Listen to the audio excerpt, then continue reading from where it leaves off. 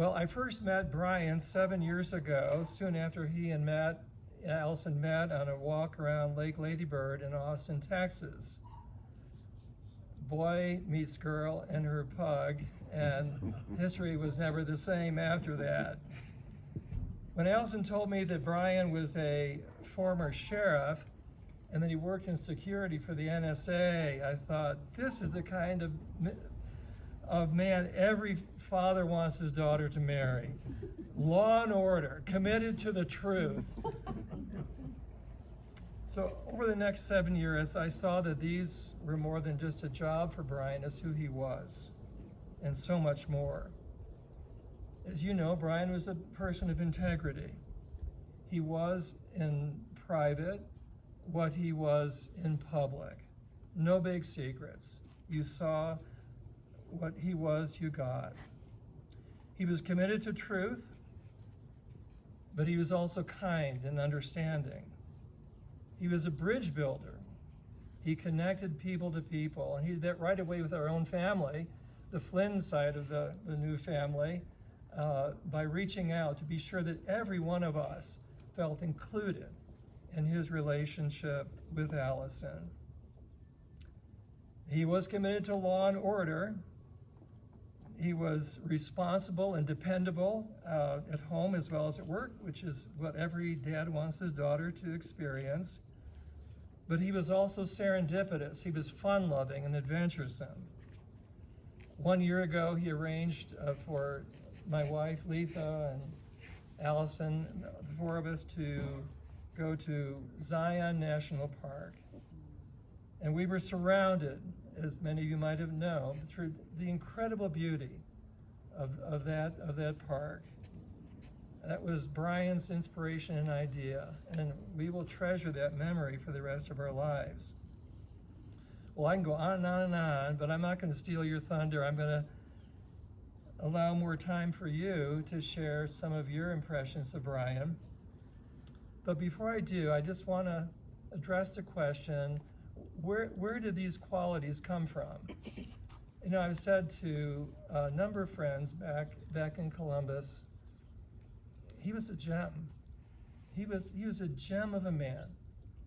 And where did that come from? Well, many factors shape us into who we are, the personality we were born with, our parents, our brothers and sisters, our neighbors, our teachers, the education we received, our life experiences, both difficult and easy. Brian, for sure, was influenced and shaped by all of these.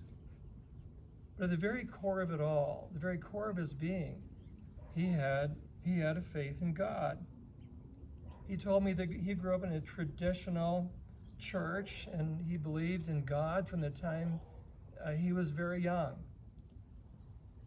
And he said later in his life, he began to hunger for a more personal relationship, a closer relationship with God that would impact his daily life. Around that time, he began to attend a church near his home in Virginia with his daughter Audra, where he surrendered his life to Jesus Christ, and his faith began to grow. Fast forward to last spring when he received his diagnosis.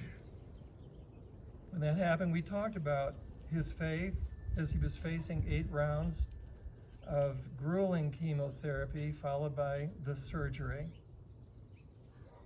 And so I asked him, how are you processing this with God? And he said, well, I haven't been practicing my faith, been practicing it in quite a while, but that's changed. I'm trusting God now for what comes, no matter how things turn out, I'm trusting him.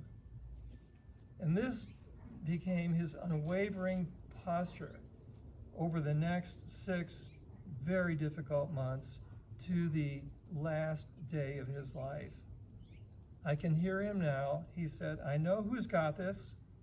I know whose hands I'm in, and it's going to be good no matter what the outcome. He had come to a place of sweet surrender to God. his life, his health, his eternity. It's going to be good no matter how it turns out. So you say, well, how can you say that Brian's end was good? Well, because on September 30th, Brian got heaven. He got a place that's more beautiful than the most beautiful national park that he could ever dream of going to. On September 28th, just a few days before he passed away, we had our final conversation, and in a very faint voice, he asked me to read this very familiar psalm to him. The Lord is my shepherd, I lack nothing. He makes me lie down in green pastures. He leads me beside quiet waters. He refreshes my soul. He guides me along the right paths for his name's sake. Even though I walk through the darkest valley, I will fear no evil, for you are with me. Your rod and your staff, they comfort me. You prepare a table before me in the presence of my enemies. You anoint my head with oil. My cup overflows. Surely goodness and mercy will follow me all the days of my life, and I will dwell in the house of the Lord forever. To me, it's not coincidental that he had asked to have that read just before he passed away, because that was his testimony. And I will dwell in the house of the Lord forever. So yes, the final months of Brian's life were very difficult, but all's well that ends well. Brian is living in heaven forever. And God offers to each one of us that same close relationship that Brian had.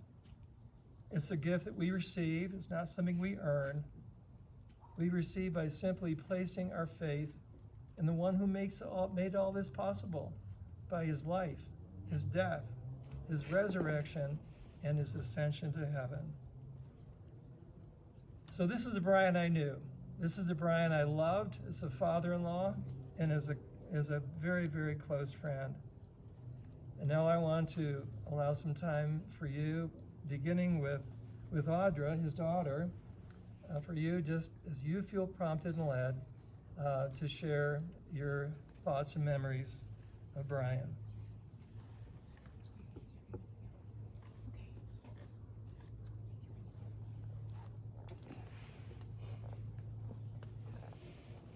Hi, everybody. As Tyler already said, I'm Audra. I'm Dad's oldest child. I'm going to be speaking today on behalf of myself, but also my sister who couldn't be here.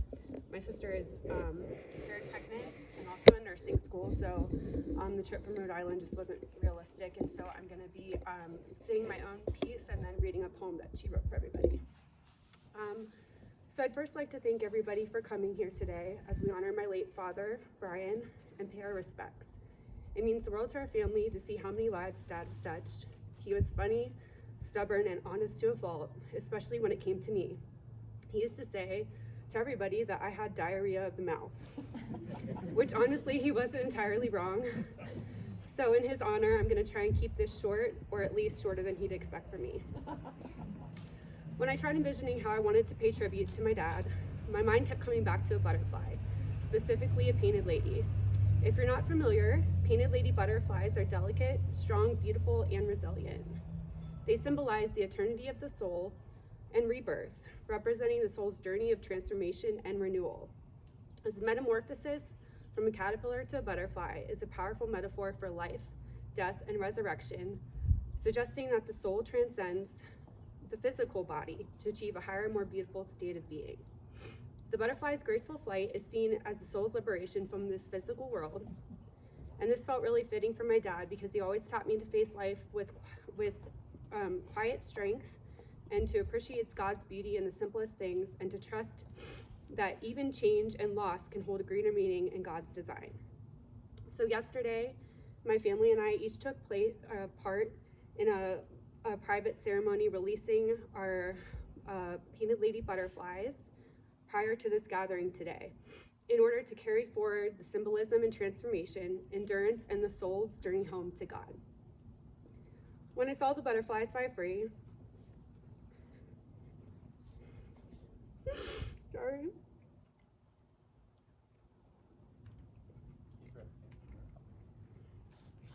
I saw Dad fly free, no longer bound by pain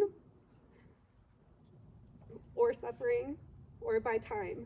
Instead, he was lifted to heaven's light in God's gentle reminder that Dad's soul is at peace. And he's alive in a new way, carried by the Lord's promise of eternal life. I picture him there, whole, strong, and renewed again, surrounded by peace that only God can give. Someday, when my own journey here is done, I'll see him again. Not as a memory, but face to face in a place where love never fades. Until then, I will look for him in the sunlight on the garden, feel him like the sun's warmth on my skin, and carry his memory like the wind lifts and carries the painted lady butterfly. You're still with me, Dad. You're just in a different form, a part of God's greater plan, forever alive in his creation and so deeply in my heart. You loved color, kindness, and strengthens the hearts of everyone that you touched. And though you've gone home to God, your love here remains. It's alive in me, in the world you cherished, and in a reminder that heaven is real. Love never ends.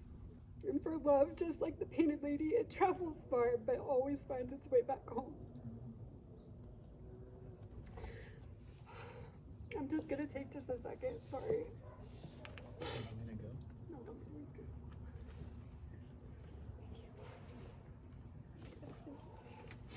okay. This is a poem my sister wrote. It's called I Still See You. I still see you. I see you in the wilderness, the wildlife, the stars. I see you in our sun cove,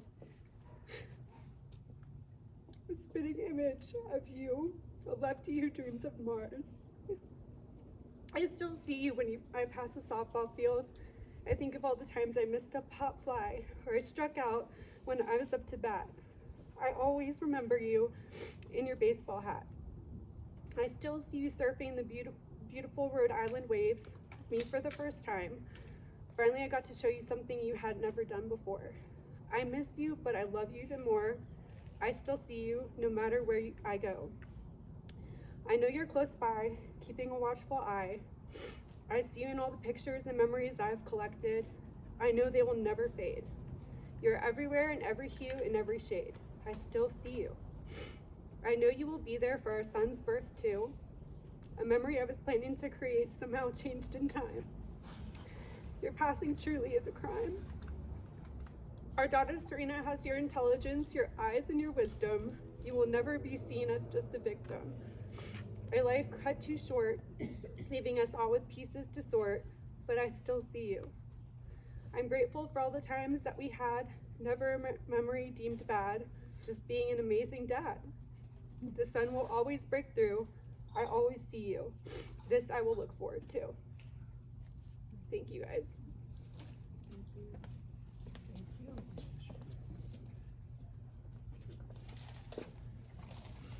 Hi, everybody.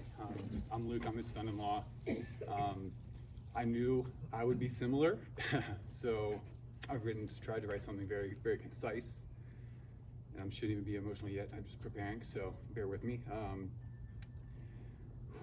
So I first met Brian in 2013, relatively soon after his daughter and I had started dating.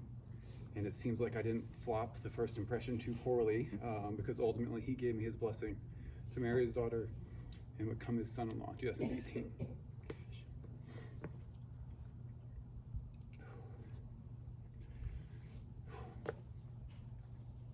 Over these 12 or so years, we've had a lot of precious memories. From our wedding in Austin to multiple Mexico trips filled with fishing and golf, snorkeling and Modelo's. We've gone to football games, baseball games, on hikes, and shared so many amazing meals. some darn good burgers and steaks for sure. But more recently, we shared some other things I wasn't expecting. We shared tears, prayers, hugs, and goodbyes. And standing in the wake of his loss, I've had focused time to reflect and realize more and more the privilege that it's been to know him and have had him in my life. Because Brian was special. He had a vigorous passion for life and for his family, his friends, and faith. And it radiated from him effortlessly, along with his integrity and honesty, his determination, and his willingness to self-sacrifice for others. He was really the exemplar of Brian Strong. But what made him truly special was that all of this was something that anyone could notice, whether you had had 12 years of memories like me or had just met him that day. He was unwavering and compelling, and I think that's a true testament to the good human being that he was. Something we have all been fortunate to have experienced, and I think why we're all here today. Not to mourn his loss, but to celebrate and honor his life and the lives that he touched. We love you, Brian. Thank you.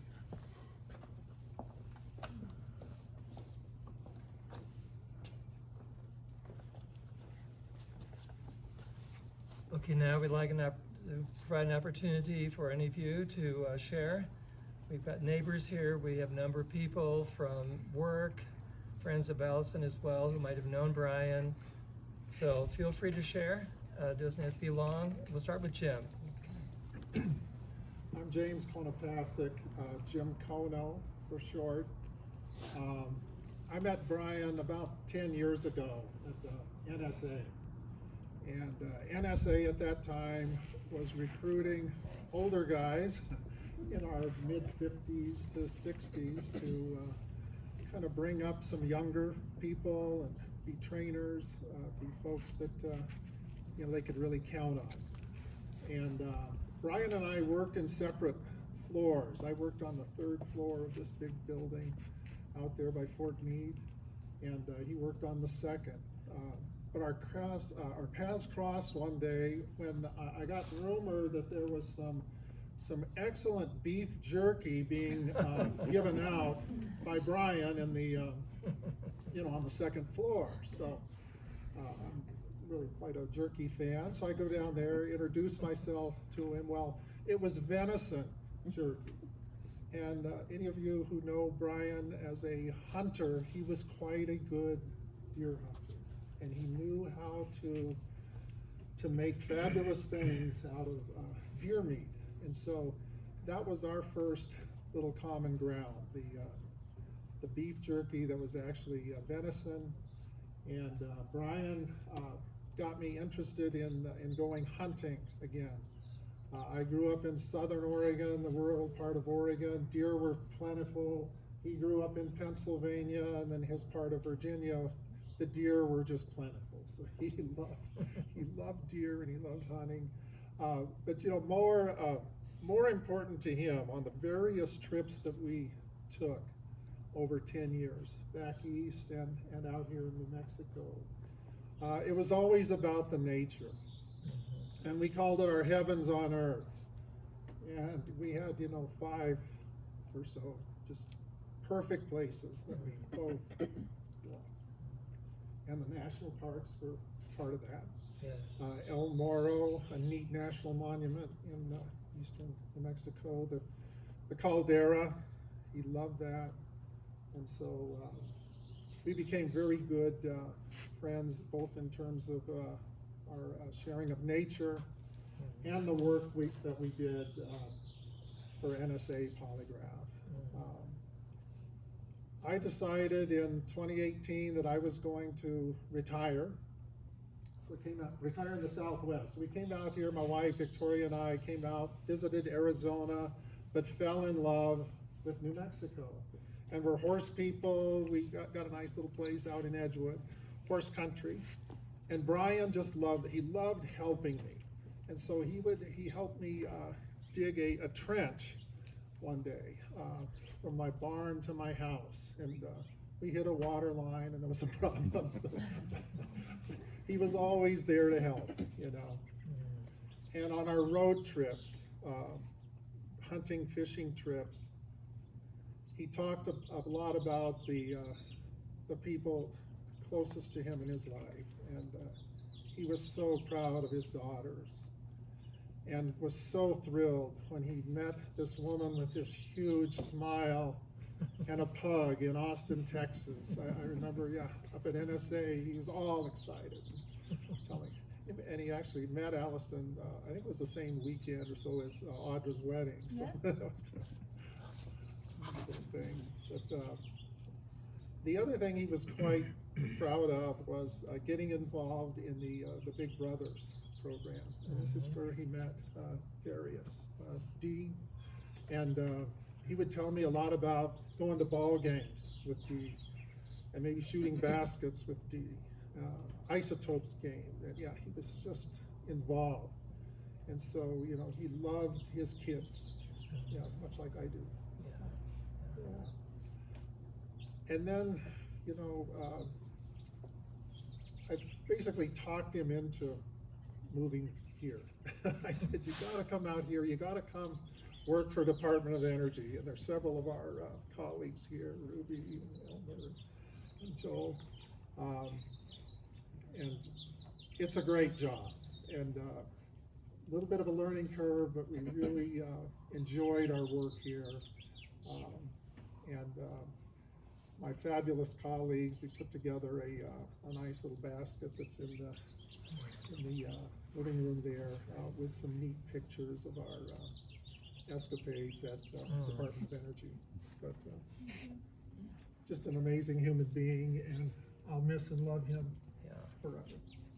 Thank you, Jim. All of the above, the hunting, the beef jerky, Yeah. that's true. The outdoors, Yeah. his family, and he loved the team that he worked with. Yeah, he sure did. Came up over and over again. Yeah. I should also mention, when I last saw him on the 27th of September, Brian, he was a different man than I had seen 5 months before.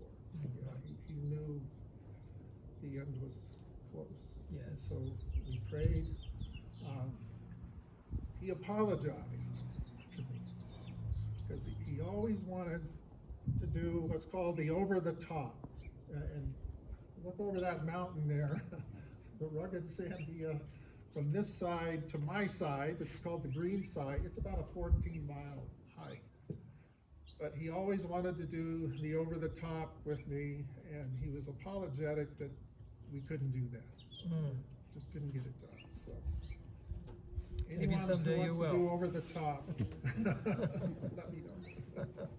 Thank you, Jim. Yeah. Well, anyone else feel? Well, we'd love to hear your reflections as well. Yes. Hi, I'm Larry Wilson. My wife Pat and I are the over-the-fence neighbors. And we've had a kind of a tight cluster of neighbor friends in this area for several years. And when Brian and Allie came, we were delighted that they just sort of meshed right in, and it was great. It was always helpful to me to have Brian around when I needed a tool or advice or help getting my lawnmower started or whatever it might be. He was to move something that I couldn't lift anymore. He was always available there to us, and I'm sure to the other neighbors too. A lot of our best memories were spent hunting and fishing, occasionally fishing, and golfing. Our hunting trips were not particularly successful out here. Rather, it was along on the antelope hunt, and I'm not sure where that trophy is hanging, but I'm sure it's someplace in there. And it was a great hunt and a great time. We did get rained out, as I recall, almost rained out. We got rained on certainly. But anyhow, we had a number of good hunts, and they were always fun. And fishing, we didn't go fishing too often, but he was actually wanted to take a break when he was feeling good, as he was on his chemo, when we went up to the Hamas and fished together up there for a day. And it was the usual kind of trip. You know, we got up early, drove up there, got in there, got our stuff set up, got out there, didn't catch a thing, you know, got hung up on all sorts of things, and I fell in and broke my rod, and he was there with a backup so I could continue fishing. And we always wanted to get back up there, but when we planned to do it, it just didn't work out with his medical course. And we golfed together many times. He and Alex and others would tolerate my coming along because I am not a golfer by any stretch of the imagination. And Brian was. He loved the game, and he was much better at it than I was, but they were always good enough to let me come along and have a beer together with them. So I listening to what you all have said here, I just can't help but think that this is the kind of gathering that Brian would have enjoyed so much for anybody else, and now for himself. And I'm sure that he's looking down and aware and listening and watching and smiling on us all. Thanks, Larry. Yeah, Brian talked about his hunting ventures, and you know, with you and Alex and others, those are the perks of life, you know, that he really enjoyed. So, some others, feel free to share. Yes, your name. So my name is Elmer Coca, and I was Brian's technical boss here in Albuquerque. And the majority of all of our work we do for the Department of Energy. And I was at the Department of Energy last week and talking with the senior managers up there, and they wanted to make sure I express their condolences to the family for Brian's loss. Brian was well thought of all the way up through the department. We worked for a laboratory, the Pacific Northwest National Laboratory. And, you know, Brian at work, he hired on with us in 2019. I know, I guess Jim kind of recruited him and brought him here, and he was the consummate professional. He was a great employee. He's also a good friend to us, and everything you guys have been saying about Brian is true. And we're certainly going to miss him in the office. And you know, when you talk about integrity, when you talk about, you know, giving back to the country and all that stuff, that, you know, his whole career was with the sheriff and then with the federal government, and that was Brian. And we're certainly going to miss him in the office. And I know a lot of folks here that worked with him every day. Some people couldn't make it, but they wanted to make sure that, especially the senior managers of the department and myself, I haven't had a chance to talk to you, but express our condolences to Brian, and we thought very highly of him. And we kind of wish, I know he'd been talking about when he was going to retire, and we're hoping he wouldn't retire anytime soon, but unfortunately this happened, so we lost him anyway. But his famous last words, I'm Ruby Reed, by the way, I worked with him, and every day his famous last words were, thanks for your help today. Tomorrow, Ruby, we'll do it all over again. And we did. And you did it well.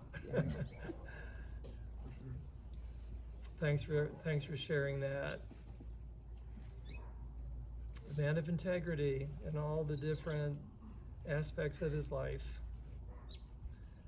Well, we've got time. The sun hasn't set yet. We're not quite tangerine yet. We're getting there, I guess. Anybody else like to share? Grandpa, I'll say something. Hi, I'm Carter. Brian is my stepdad. He meant a whole lot to me. I just had a lot of time last week to think about him and kind of reflect. And you know, all my best memories with him are probably time spent in nature. Something I always kind of did on my own before I met Brian, and after I met him, it was just something that we were able to share together.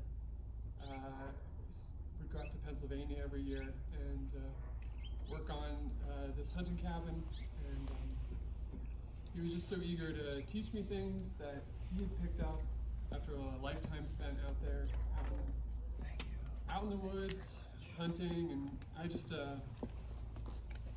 really appreciate everything he taught me, and I really appreciate that time. The last time I spoke to him, I talked about the last time we had been there together. We had gone deer hunting. I am not a hunter. I've never hunted before, but in an effort to please Brian, I think I kind of pretended I was a little more interested in it than I was. And so we went out bow hunting, and we sat out there and went out before the sun came up, and we sat just in total silence, just back to back, while the sun like slowly rose.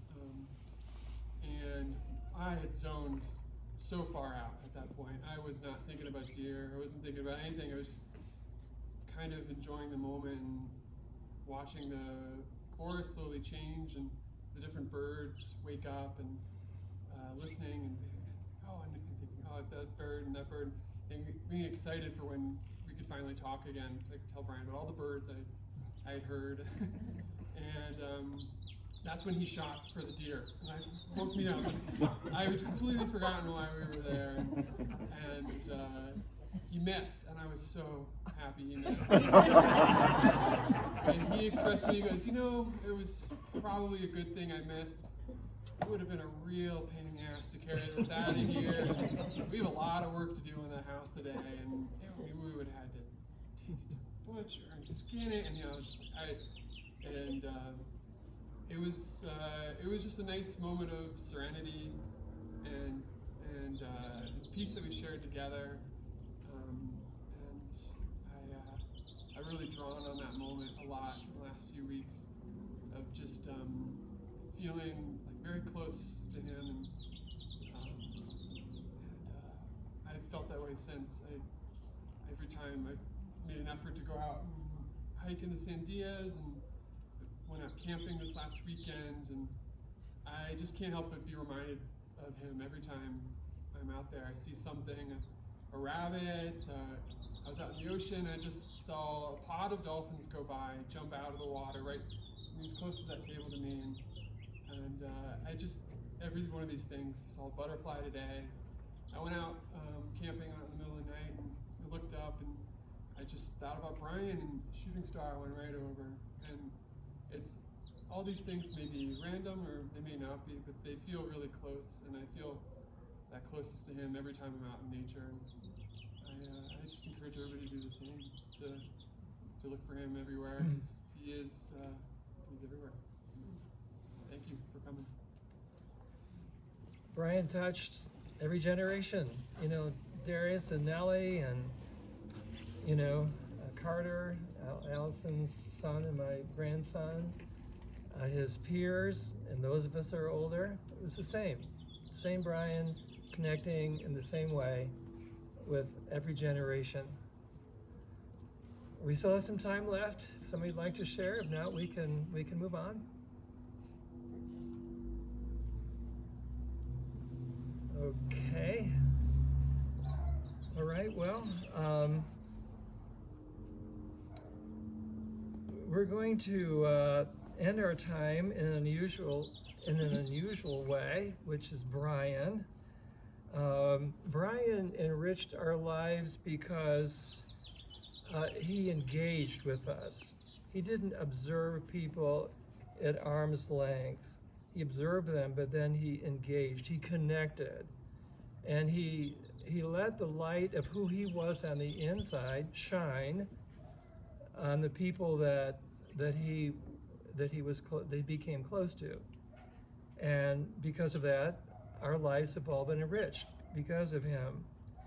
And I believe that he would inspire us to do the same thing, to connect up close with the people in our lives, and to let the light of who we are on the inside, our best qualities, enrich the lives of other people in the same way we have heard tonight. So Allison is going to share her tribute to Brian. Erica, would you help me?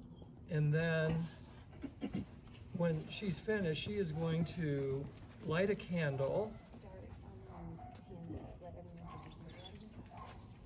We're handing out candles now. We each get a candle. Allison's going to light a candle and then light your candles, and you will light the candle of the person next to you as symbolizing passing on to others the goodness that God has placed in your life, which is meant to be shared with others. Jesus said, I am the light of the world. And John says, in him was life, and that light was the light of all mankind. So we're going to do that in a minute here. And then we will blow out our candles, and we'll have some fellowship and a meal, some food together. Okay, I thought I was gonna get super emotional, but Larry kind of got me thinking about something. So Brian loved games, and he gave me golf lessons one holiday as a gift. And I was like, wanted to be good enough at golf that I could go socially and not have people be angry with me. And that was my goal. What happened was I turned out to be pretty good at it. And in my first year, I was as good as Brian was. But I never told him that. So I'm telling you guys as my witnesses that he knew it.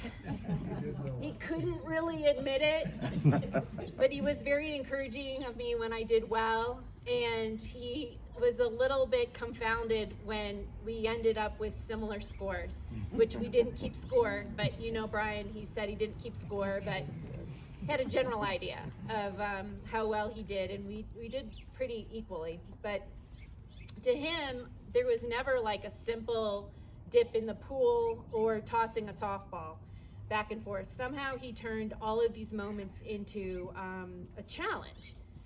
He'd say, how high or fast could you go? Or is your next attempt going to be better than the last one? And you might notice that there's a lot of people here under 20, and that's because he loved kids and he loved playing games. And every single one of those people here under 20 know that when you got in the pool with Brian, it wasn't going to be just bouncing around in the pool. It was going to be a game, it was going to be a challenge, and you would find out how much of a good sport attitude he had pretty quickly. Sometimes it was good, sometimes it was not so good. But he brought out the best in people.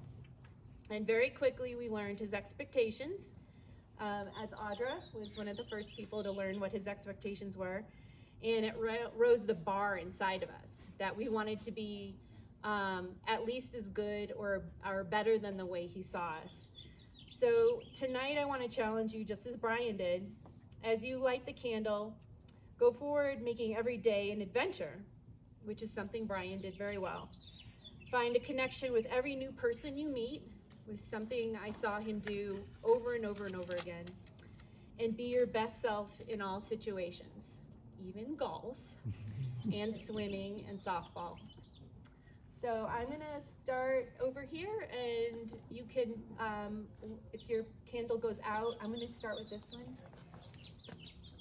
If your candle goes out, you can rely on the person next to you to light her.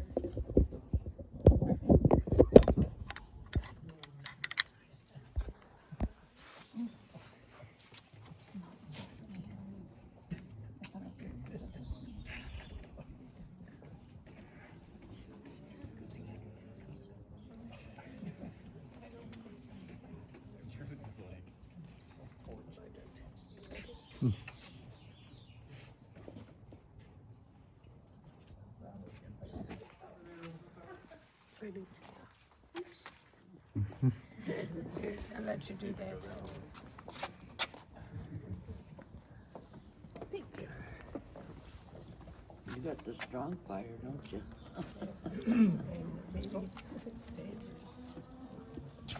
Pass the torch. Like goes out. Time to get you. You got it.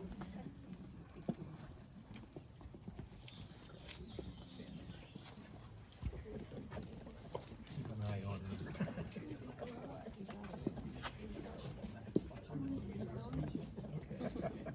I know.